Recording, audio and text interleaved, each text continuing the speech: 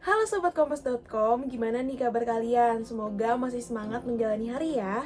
Nah, untuk menemani aktivitas kalian hari ini, Catalina mau kasih 3 pernyataan menarik dari sejumlah peristiwa yang menjadi sorotan pada Kamis 8 Juni 2023. Yang pertama, Menko Marves Luhut Binsar Panjaitan bersaksi dalam sidang kasus dugaan pencemaran nama baiknya atas terdakwa Haris Azhar dan Fathia Maulidiyanti di Pengadilan Negeri Jakarta Timur pada Kamis 8 Juni 2023. Dalam sidang itu, ia mengaku tak mengalami kerugian material saat namanya dicemarkan, namun ia mengaku anak hingga cucunya mengalami kerugian moral. Pasalnya, Luhut disebut-sebut sebagai penjahat hingga dijuluki Lord dalam podcast Haris Fathia. Berikut pernyataan selengkapnya.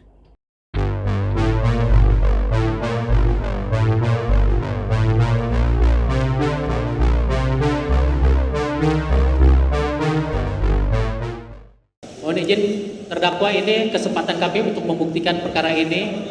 Saudara saksi, saudara berkedudukan sebagai korban dalam perkara ini. Mohon bisa dijelaskan, diterangkan lagi kerugian saudara sebagai korban. Ya, saya terus terang kerugian material mungkin tidak ada perlu dihitung, tapi secara moral anak cucu saya dibilang penjahat, saya dibilang lord, saya dibilang apa lagi? Coba kalau saya tuduh Anda sebagai penjahat, Anda pencuri, itu kan Anda tidak bisa terima juga. Jadi yang mulia, itu menurut saya sebagai seorang tua dan sebagai seorang bekas prajurit saya di Kopassus sekian lama, saya tidak terima perlakuan itu. Tapi itu pun saya sudah laporkan tadi pada yang mulia, saya masih minta 2 kali untuk ada dia minta maaf. Itu pun tidak lakukan. Jadi mesti bagaimana?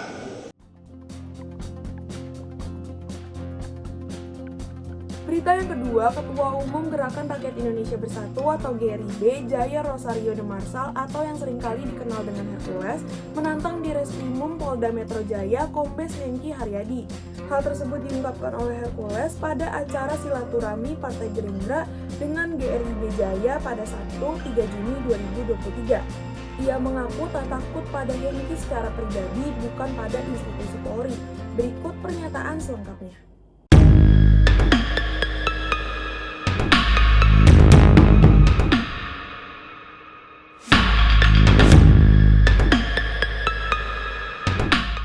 Tuduh saya penjahat, saya memeras orang, kirimin kembang rekayasa semua, hanya untuk demi kepentingan tangkap seorang Hercules, untuk supaya bisa dapat pangkat seorang Kombes Hengki Haryadi Kombes Hengki Haryadi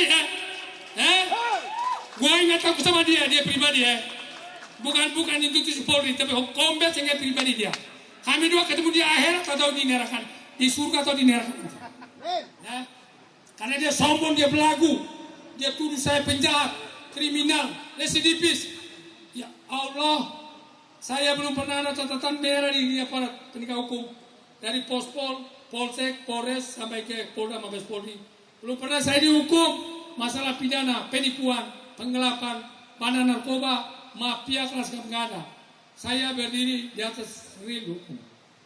Tapi saya dituduh dia, kemarin lagi gue dengar katanya dia ada ancam saya lah, bilang sama dia, Hengki Haryadi, bilang sama Hengki Haryadi, gue nggak takut sama anda pribadi saya tidak bilang institusi Polri.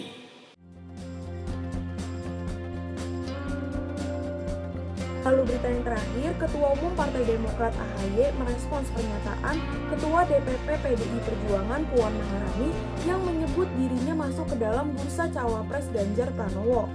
AHY mengatakan ia menghargai wacana tersebut dan menilai semua kemungkinan bisa saja terjadi. Namun ia menekankan saat ini partainya masih bertahan dengan pilihannya bersama Koalisi Perubahan untuk Persatuan yang beranggotakan Partai Nasdem dan juga PKS. Kata AHY, partainya tetap menjunjung tinggi etika, nilai, dan prinsip dalam berkomunikasi politik. Berikut pernyataan selengkapnya.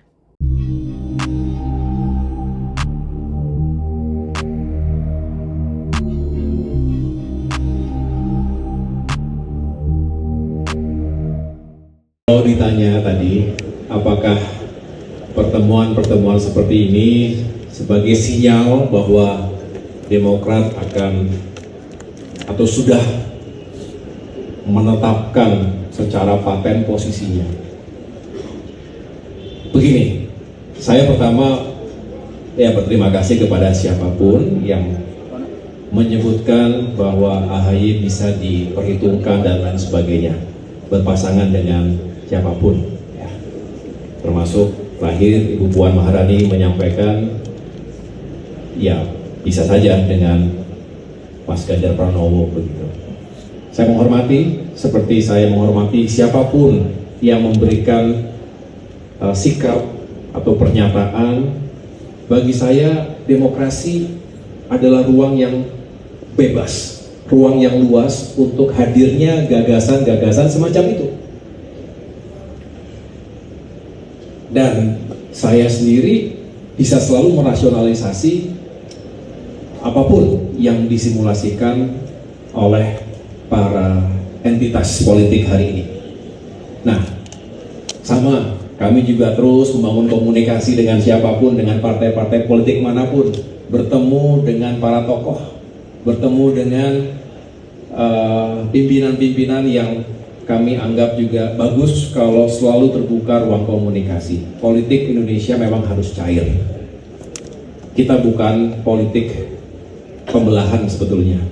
Bukan hanya ada dua partai utama seperti layaknya Amerika Serikat. Itu saja mereka selalu membuka komunikasi antara Republicans dengan Demokrat di Amerika misalnya. Nah, kita ini multi-party system. Jadi harus terus membangun komunikasi dengan cair, fleksibel, tapi kami memilih juga tetap menjunjung tinggi etika, nilai, dan juga prinsip-prinsip dalam berkomunikasi politik. Itulah mengapa, selain tentunya menyampaikan apresiasi tadi, kami juga terus memantapkan rancang bangun dari koalisi perubahan ini.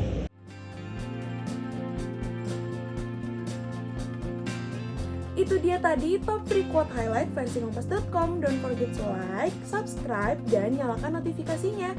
Aku Katarina pamit undur diri. Saksikan informasi menarik lainnya hanya di kompas.com. Jernih melihat dunia. Dadah!